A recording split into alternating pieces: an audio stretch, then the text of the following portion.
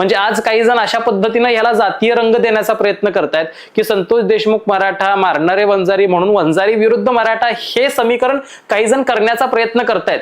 परंतु हे समीकरण असं नाहीये, तर हे मानवतेच्या विरोधात हैवानी समाजाचं वर्चस्व अशा पद्धतीचं आपण समाजकारण म्हणू शकतो.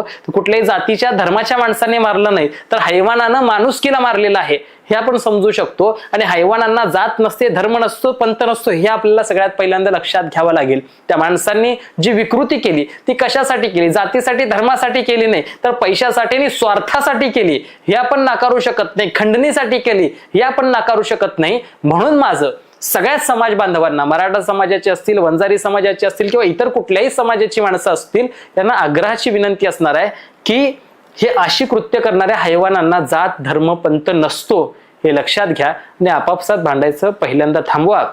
आणि ह्या प्रवृत्तीला, या विकृतीला कोणी आपलं म्हणण्याचं धाडस करू नका.